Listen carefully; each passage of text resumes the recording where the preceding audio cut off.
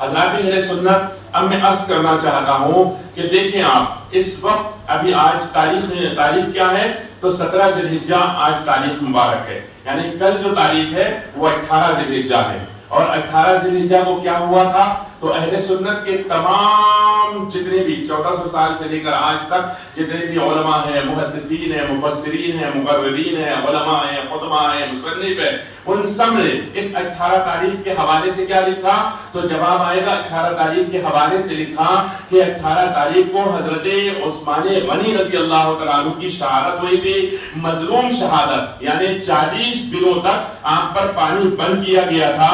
وہ عثمان غنی رضی اللہ تعالیٰ عنہ جن کا حال یہ تھا کہ جب وہ مدینہ منورہ میں رہنے آئے تو اس وقت مسلمانوں کے پاس پینے کا پانی نہیں تھا، اور کڑوے جو پانی تھا وہ بالکل کنویں کا پانی کڑوا تھا، لیکن ایسے وقت کے اندر جب پانی پینے کے لیے نہیں تھا تب یہ عثمان غنی رضی اللہ تعالیٰ عنہ ہی تھے جنہوں نے اپنی دولت خرچ کر کے یہودی سے کنواں خریدا اور وہ کنواں مسلمانوں کو حوالے کر دیا تھا۔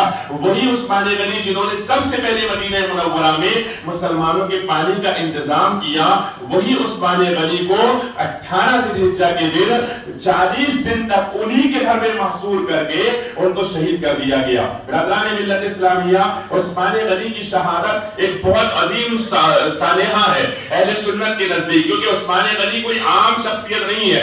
عثمان غنی وہ ہے جن کو رسول اللہ نے اپنی 2 بیٹیاں عطا فرمائی ہیں۔ عثمان غنی وہ ہے جن کے بارے میں حضور نے فرمایا عثمان تو جو چاہے گا جنت تجھ پر واجب ہو چکی ہے۔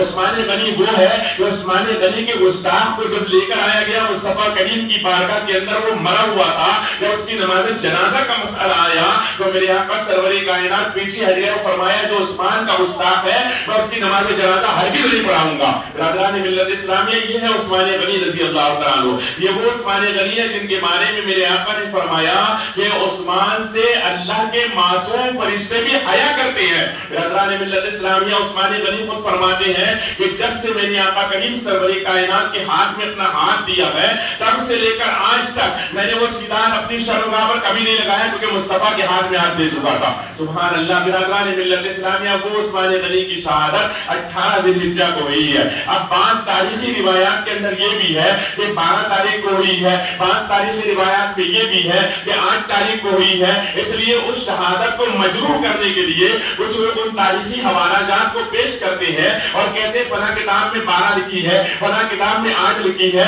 لیکن آپ کو میں ایک بات بتاتا ہوں، جتنی کتابیں ہیں ان تمام کتابوں میں 12 بھی لکھی ہے، 8 بھی لکھی ہے اور 18 ضرور لکھی ہوئی ہے، یعنی تمام کتابوں میں 18 ہے، اور 18 پر تمام امت مسلمہ متفق ہیں۔ تمام امت مسلمہ اس دن 18 تاریخ مناتی ہے۔ برادران ملت اسلامیہ 18 تاریخ کے اعتبار سے عثمان غنی کی شہادت کا دن مانتی ہے۔ اب پوچھنا یہ تھا کہ حضرت امام حسین رضی اللہ تعالیٰ عنہ 10 محرم کو شہید ہوئے ہیں، اس دن کوئی عید منا سکتا ہے؟ حضرات اہل سنت جواب آئے گا نہیں، کیونکہ حضرت امام حسین رضی اللہ تعالیٰ عنہ کی شہادت مظلومیت کا معاملہ تھا، اور ان کی جو شہادت ہوئی اس دن جو عید منائے گا وہ اہل سنت نہیں ہو سکتا ہے۔ وہ اگرچہ کوئی بھی بہانہ کر کے عید منائے لیکن وہ اہل سنت نہیں ہو سکتا ہے۔ حضرات اہل سنت، اب آپ بتائیں جس دن خلیفہ راشد تیسرے خلیفہ حضرت سیدنا عثمان غنی کی شہادت ہوئی ہے، اس دن ہمارے یہاں کے کچھ صوفی اور کچھ جہلا وہ بیٹھ کر کہتے ہیں کہ ہم عید غدیر منائیں گے، حالانکہ عید غدیر کے تعلق سے بھی روایات مختلف ہے۔